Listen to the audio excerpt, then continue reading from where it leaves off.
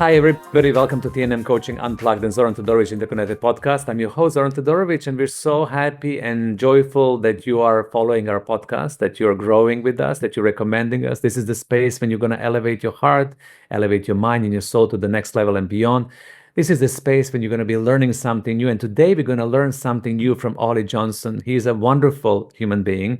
He's a founder, entrepreneur, and creator of PrescribeLife.ai, an AI-driven health platform helping founders, corporate employees, high performance build resilience to prevent burnout. And I know this burnout, it's always a difficult word to use, but a lot of people are struggling with this. We're going to be talking about how to prevent this and how do we use technology to help us sustain, maintain, and really enjoy the peak performance. Oli has 2 decades in experience in the technology with investment banking in London. Before launching and scaling multiple ventures, Oli brings his unique perspective on high-pressure world through his own leadership success and then sustainable performance as well. So thank you so much for watching and listening. Oli, welcome to the show. Hey, Zoran, thank you so much. It's a pleasure to be here. I'm one of the fans of your growing audience, so it's a pleasure to be on today as well. Thank you for the intro. Yeah. So let's start from the beginning. What happened in your life journey? What happened in your hero journey to get you to this moment when you were saying, okay, so we really need to develop something to support people to become the best possible version of themselves, to prevent burnout, to give them resilience they need in today's world. How was your life and what led you to this moment? Yeah, certainly. So I'll give some background to sort of give you some understanding as to how I've got here. I guess the most important thing to say is this has been born out of real deep personal experience, and having had that learning and experience, it's really made me wanting to do something that actually helps other people. And in my experience, the prevention of burnout is way better than recovering from it, and that's really what we're bringing to the world. That's what we're building right now. So going further back, I had about 20 years working in the city in London. Nearly all of that time was in financial services, primarily investment banking. I spent about 3 years at the Bank of England as well, during the Brexit negotiations, which was an interesting time to be there. And all of that time, over that 2 decades, I was working in tech. So primarily in cyber technology for all of that time. It was also an interesting time to be in cyber tech as well. I started in the early 2000s, and through the course of 20 years, that changed hugely. The prevalence of cyber and how important it is went from something which was barely acknowledged at the beginning to something which was on the top of everybody's radar on every boardroom throughout the world. So it was interesting to see that journey as well. So towards I guess in the final sort of quarter of my my journey during that time, really I started a cyber tech venture with a couple of co-founders, and we built a really successful business in a short space of time. We had great growth. We built a really good team. We had some really good clients, and I'd say from the outside in, everything looked fantastic. We had the business success that we were looking for. We had the commercial success, and we had a great venture. But the reality was, it was absolutely, completely sucking me dry, and I was getting really burnt out, leaving me, emotionally, physically, mentally, just completely drained. And that came with, a feeling of apathy and disinterest. And I went from, running this business, which I felt so passionate about and was working really hard on. And over time, as my resilience dipped, so did my performance with it. And it's very hard to have optimal performance when your resilience is impacted in that way. And I mean, to be honest, there was a moment where I realized that something was really wrong. And that's when I'd been traveling, and I was on a flight back to London, and I had 3 really hectic days of meetings, client meetings, co-founder meetings, and team leadership. And I was on this flight, and honestly, I had this moment of, I thought, if this plane crashed, if we didn't land, I'm not sure I care. I felt that ambivalent. Wow. And yeah, it was a real wake-up call. I have a beautiful young family. Again, from the outside, I had everything that I wanted as well, everything on paper that I'd desired. We built this business.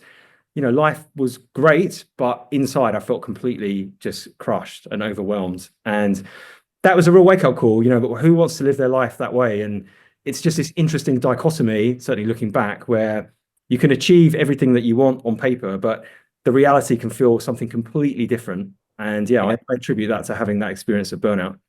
Right. And I think that is so refreshing when somebody like you can be so open and vulnerable and real and truthful and authentic to share.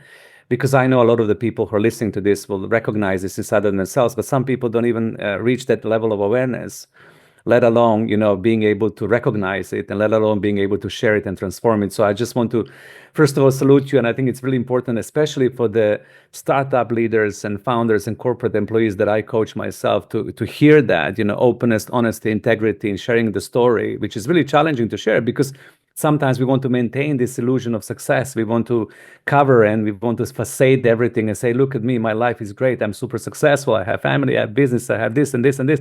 When inside, certain things are not really working. And I think that people require a certain level of courage and also a certain level of apathy, as you said, to be able to admit it to themselves. So just before we continue, what I really want to ask you, so the main symptom for you, because a lot of people don't even understand when the burnout comes, when something happens. For you, it was like disconnection from life and some kind of apathy. Was that the main symptom that you recognize in yourself?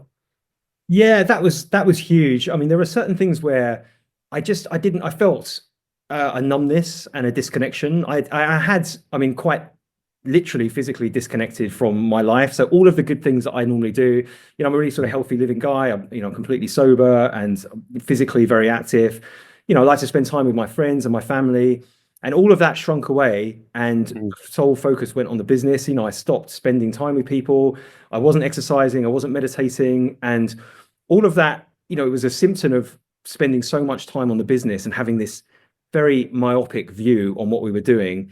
And so it was a bit of a death spiral of disconnection, and then disconnection leading to discontent. And, Right. Frank, I'll be honest, it was a very much a commercial venture. And, I was motivated by the financial returns. And I remember one particular time when, we had a big uptick in revenue, and normally that would have really kind of spiked my interest. And I'm like, yeah, we're going in the right direction. And it wasn't even a blip on the radar. And, I'd lost the drive of what we were doing. And it just, it left me feeling completely disconnected. Right, great. Yeah, man. And what happened from this point on, when you realized that, and what was your journey into recovery that led you to now, once again, teaching everybody and helping everybody not to experience this? Yeah, well, I think just stepping back a moment, Zoran, so when you articulated that, not that many people admit it at the time, people don't talk openly about it. Like, I put my hand up, I can talk about it now, and I'm in this space as a health tech founder, and I've been through a sort of journey of recovery, but I totally put my hand up to, at the time, not being honest about it. So, obviously my wife could see, I'm married to a psychiatrist, so she could see my mental health. She was recognizing everything, like bing, bing, bing, the red. Yeah, for sure. She totally recognized it, and she tried to warn me and help me. I saw a therapist at the time, but I didn't really have the language to talk about it properly. And I noticed that with my co-founders as well. We kind of skirted around the issue of burnout, but we didn't really have the language to articulate it. And that caused additional stress and anxiety and difficulty.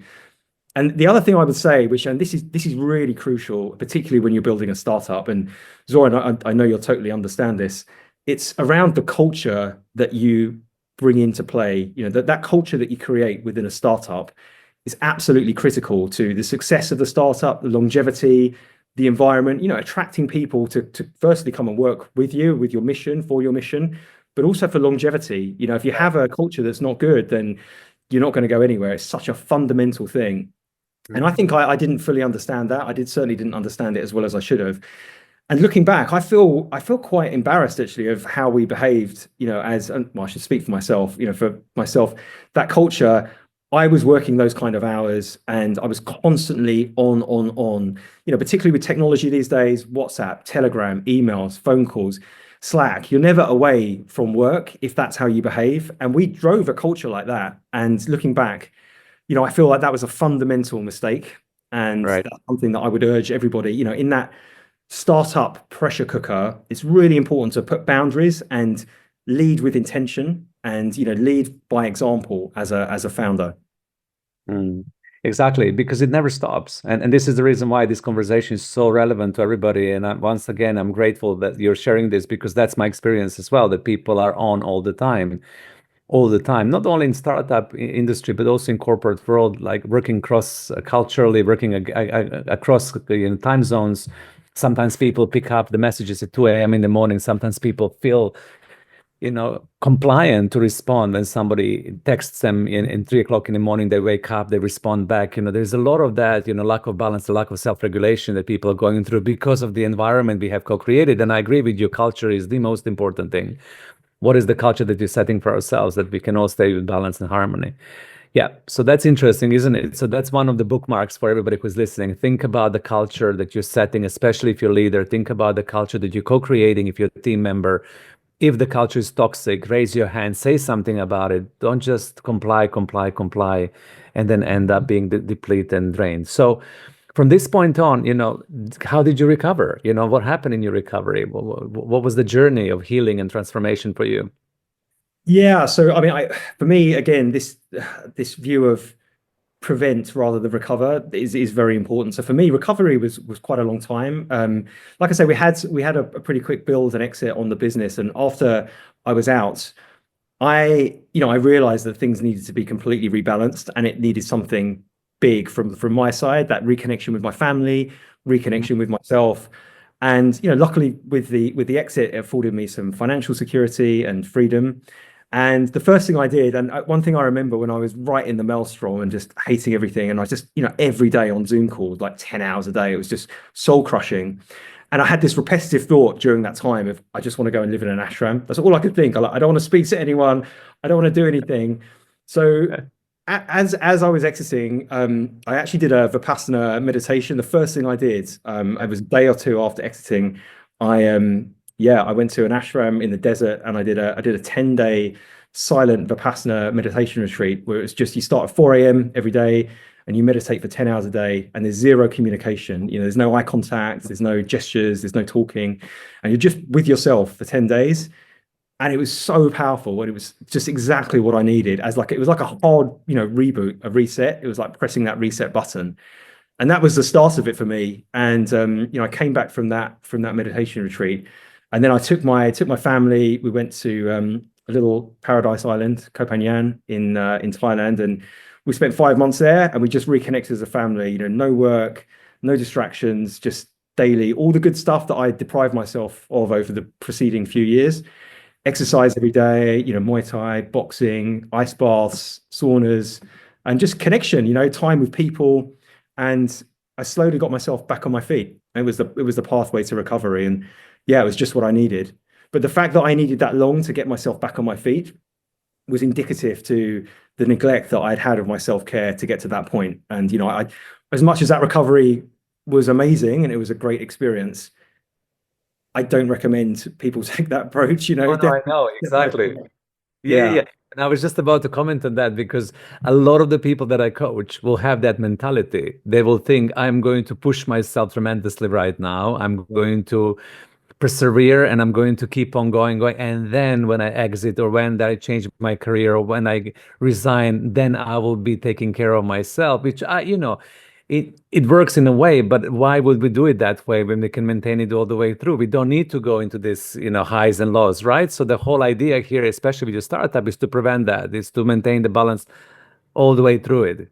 Yeah, exactly. I mean, that route you just set out there, it can be very seductive to just have the end point in mind. It's one of my, alongside culture, it's one of my biggest learnings that you cannot treat a startup like it's a sprint. We had this vision of 5 years, build the business, exit, everybody's happy. And if you just have that myopic view of the distant goal, I mean, madness lies that way as far as I'm concerned, and my experience was you have to celebrate those small wins as you go. When you land that big client, when you get that next contract, when you make that big hire, celebrate those. And at the same time, look after your health and well-being as you go, blocking the time. Don't overwork yourself. You don't neglect all those good things. Don't neglect your health, because the likelihood is you're not going to have a fantastic outcome if you do that.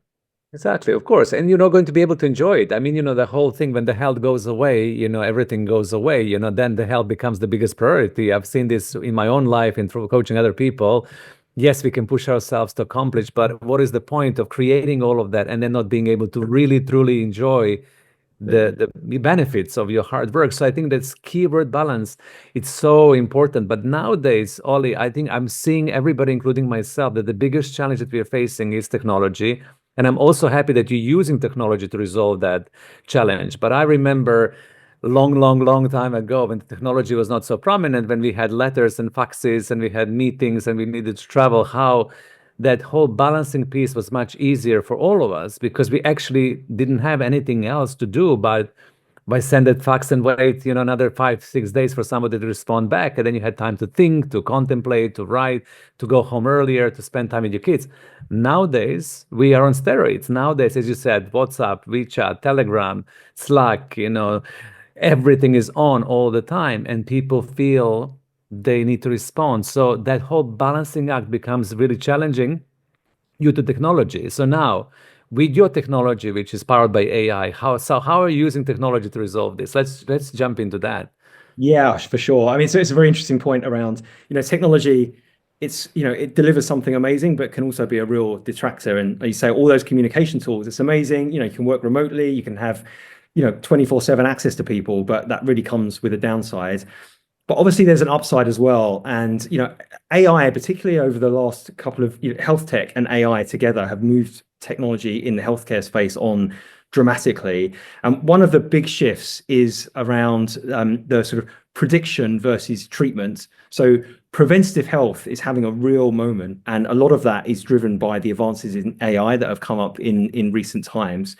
And what it's enabling us to do is to get highly personalized information on an individual and get that on a regular basis and with a real deep understanding, data-driven insights into an individual and spotting trends, large data sets and understanding when somebody's at risk and then having protocols and interventions that enable an individual to stay on the right side.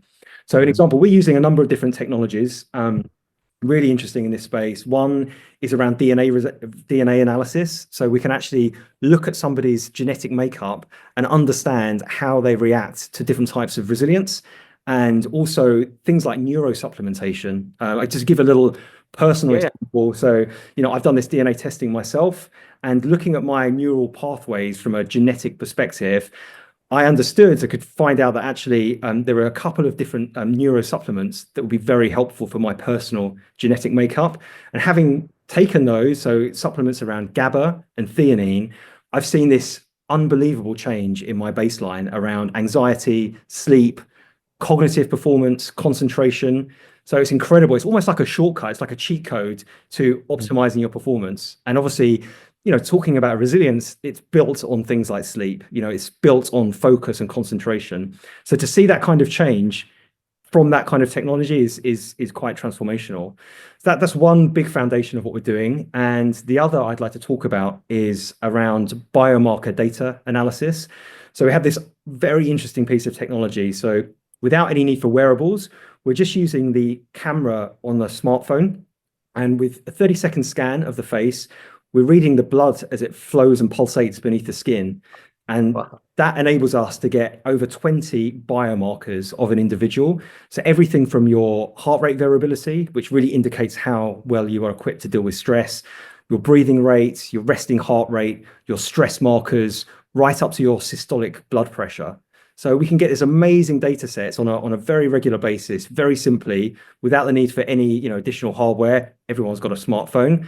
And from there, we can monitor and track in real time how you're reacting to stress, how healthy you are, identifying significant health risks. So it's an amazing way to really get highly personalized and preventative.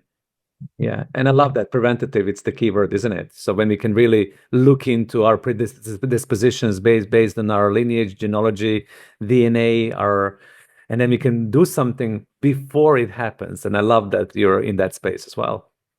Yeah, it's a really interesting space to be in. I mean, just more broadly, it's a really interesting time. There's a huge inflow of capital coming into this area right now within the startup scene, particularly in Europe.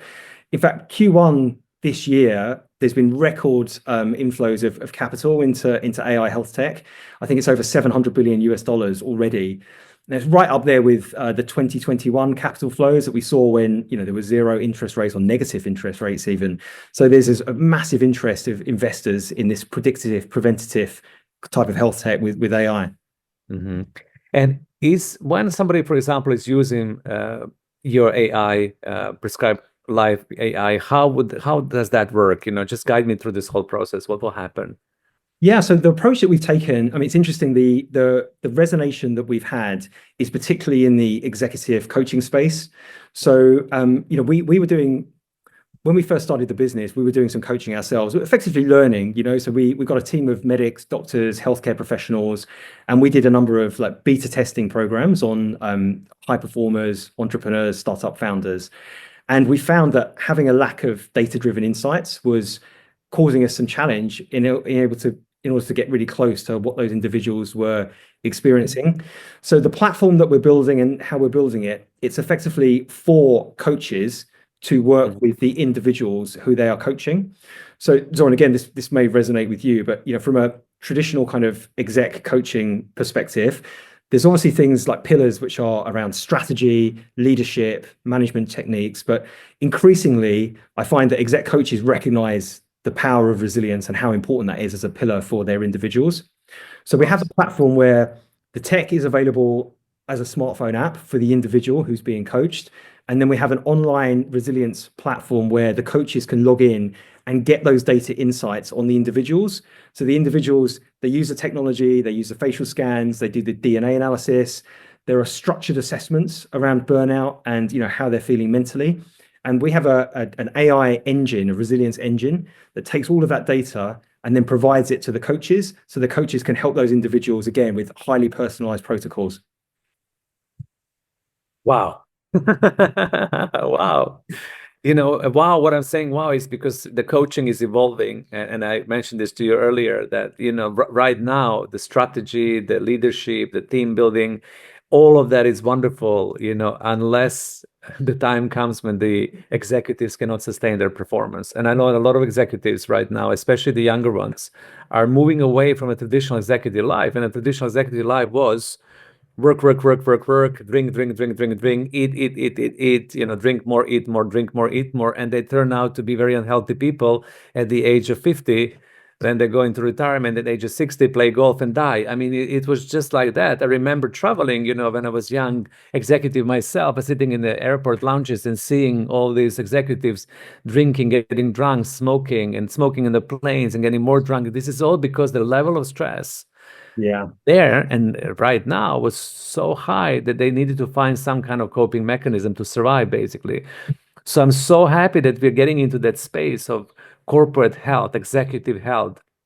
Yeah, thanks, Zoran. I recognize that. And just to say, I think there is a generational shift. There are people like the younger generation coming through, not everybody, but there's definitely a recognition around health and well-being and even the prioritization of one's life. Obviously, if you have a startup, you're running a big company, you need to work hard. There's no question about it. But doing it in a focused, intentional way is much better than, like you say, just working crazy hours, disconnected from your family, all your only downtime is, fancy dinners and drinking heavily. None of that is a great way to have a sustainable life. And from a coaching perspective, we're bringing something new to the market. This, like you say, this space is changing. There's some amazing advances in AI and health tech. And what we're bringing to the coaches is something which is effectively brand new. So it's a new category of technology. But we're not replacing coaches. We're not trying to take them out of the picture. We're just enhancing the process and enabling them to differentiate and providing a better solution so they can help their clients in an even better way. Exactly. In our organization, we have this program that we love, which is called Corporate Athlete. And, Corporate Athlete is the program that is exactly set up to support people like that. When you perceive yourself as somebody who is highly athletic, somebody who is resilient, somebody who is able to endure, somebody who is able to work hard when it's necessary, but at the same time has the strong stability of health within themselves. So they have balance, resilience, beauty, and they can really flourish in their life. And we call it Corporate Athlete. And I know that a lot of the new people are in that space. I coach a lot of executives who are really like corporate Jedis. They're startup Jedis. They really, really take care of their body, their soul, their heart, themselves. They meditate. They're members of the 5 a.m. club. They wake up in the morning before the kids wake up. They do all the rituals, and then they go to work, and they're available for the families and social structure as well. And I honor and love these people, but this is still minority. I have to just say to our audience, I mean, people think there's a lot of people like that out in the world. It's not true. If I was to assess, it's like, 5, 10%. And I think another 90, 85% are people who are struggling, honestly. And this is the reason why I think this conversation is so important, because if you're somebody who is listening to this and you're thinking, wow, I would love to do this. I would love to take care of myself. I would love to, invest in my health and well-being and my resilience. And there is something holding you back, be it addiction, being workaholism, being inability to break through, unwillingness to invest in yourself, because, a lot of the people sometimes have difficulties giving themselves what they need to give. They will give to their family, they give it to their loved ones. But I talk to executives like, no, no, no, I need nothing. I don't need anything. I'm okay, right? So if you're somebody like that, break free from this, because now is the time when we can have this conversation with Oli, when technology is available, we can live a beautiful, fruitful, amazing life, and you can have it all. And that all is just the beginning on the foundation of health and well-being, right? So there's no need for anybody else to suffer any longer through their performance. You would agree to that, right, Oli?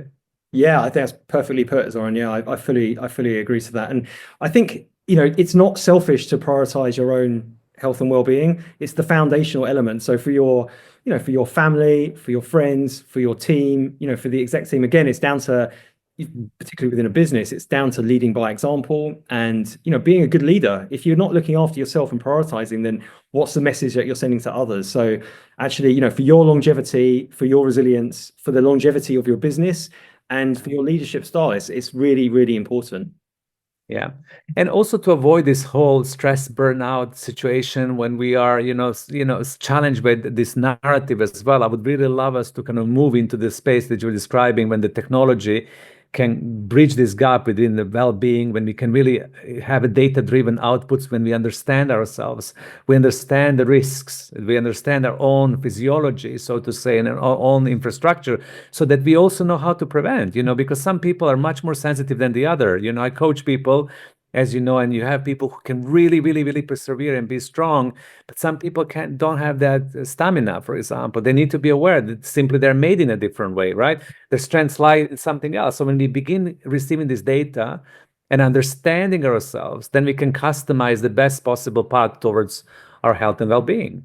Yeah, that's so true. And there's one element I want to touch on, which we haven't covered so far. And I think it's important because it might resonate with some people that, maybe just the core health and well-being message doesn't. And that's actually the financial impact of it as well, which is enormous. So there's this big headline figure that there's $1 trillion impact to the global economy through mental ill health in the working environment, which is obviously huge. That's come from the World Health Organization and the World Economic Forum. And a lot of that cost can be attributed to the management layer, to, the exec layer. The cost of replacing an exec, through lack of productivity and then the replacement costs, it's hundreds of thousands of dollars. It directly impacts the bottom line. And the cost, per year is in the billions. So actually, even if somebody can't necessarily connect with like, oh, I need to prioritize my health for my own sake, for my family's sake, there is a bottom line element to it. There is, an absolutely monetary value attached to it. So, maybe that'll help some others connect to the message, because it's an absolute truth too. Absolutely. And I can see that, the businesses, can really struggle as well, because to replace somebody like that, to unplug them, to plug somebody new, it's a huge financial cost. And as well, productivity and efficiency. Because bottom line, Oli, right here is that we all want to do a lot with less time. And I think that's something that we're heading towards. In my own team and the people that I coach nowadays, the name of the game for me is, how can we accomplish a lot without overworking ourselves? How can we accomplish a lot within 5 hours? How can we accomplish a lot within 4 hours? Because there's another statistics that says that overworking more than 5 hours, towards 8 and 9 hours, you're actually not productive whatsoever. When this 5 hours mark hits in, your brain goes into completely different space. It's very difficult for people to focus and read emails. It's very difficult for them to be online when they're on Zoom calls or face-to-face meet. They space out. They go somewhere else.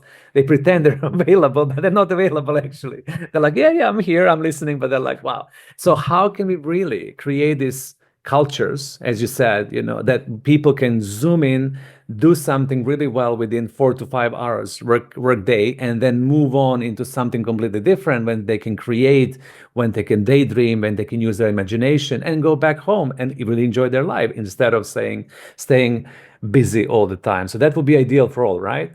Yeah, absolutely, absolutely. And even I think the other side to that coin as well. So, there are times when, as a founder, particularly through my experience, there are times when you do have to work longer hours and you have to work hard. And, what I absolutely do now, I'm obviously so attuned to not burning out, and I can recognize when it's happening, and I'm using my own technology as well, which is obviously helpful.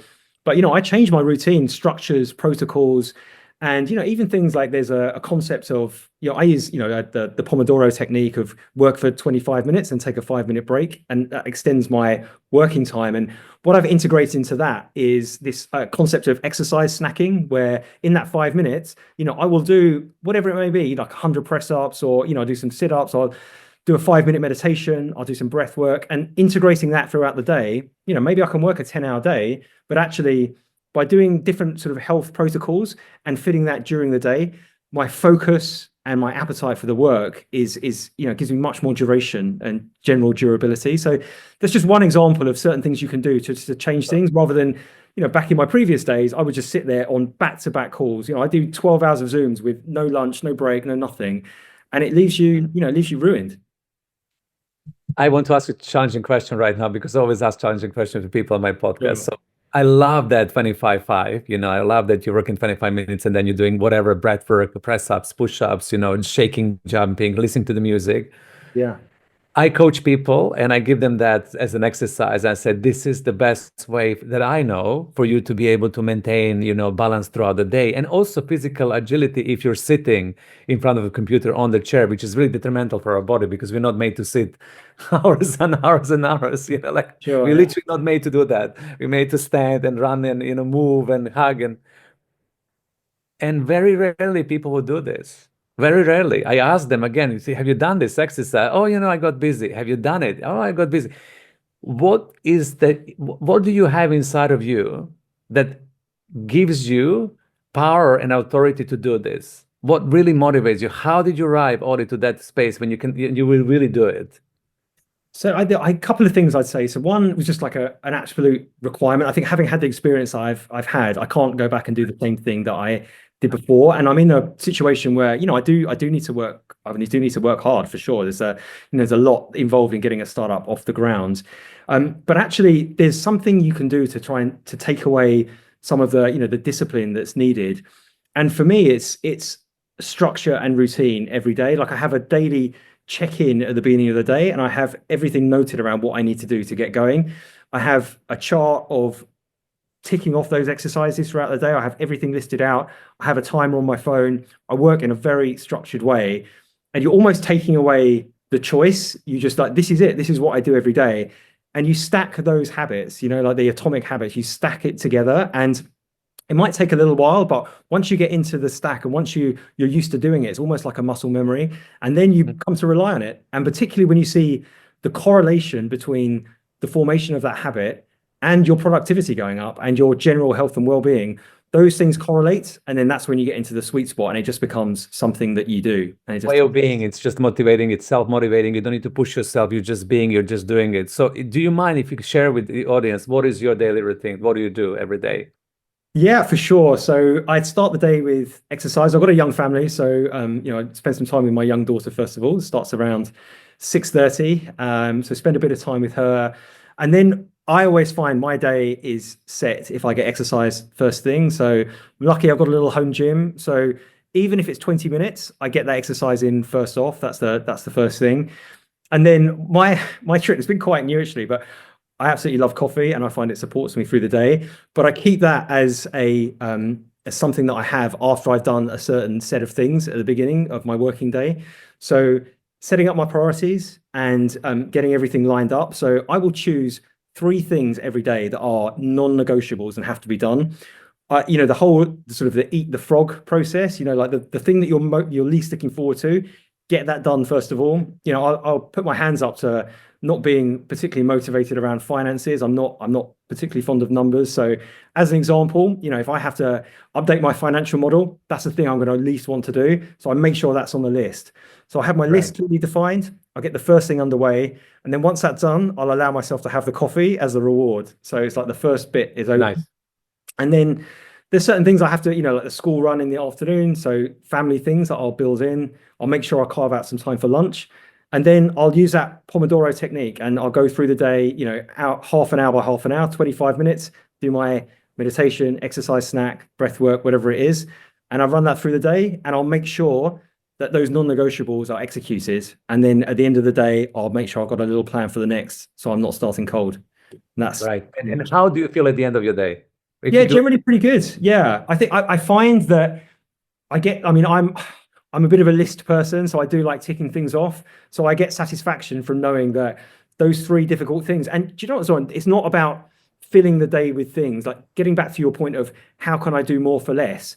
If you do the priority items, it might only take 4 hours, and then I get all this other stuff done, or I can finish early. But I know satisfactorily at the end of the day, those 3 really important things, they're done. So it's been a good, productive day. Whereas without that structure, my tendency can be, oh yeah, tick off that off the list and that and that. Is it adding value? Is that what's driving? Have you got a North Star of like, if I'm doing these things, they're mapping into things that are really moving the dial for the business. That's really important. Otherwise you can spend your time doing activities that, really, are they contributing? Could somebody else be doing it? Could you delegate those? Could a VA be helping? Could someone else in the team do it instead? Exactly.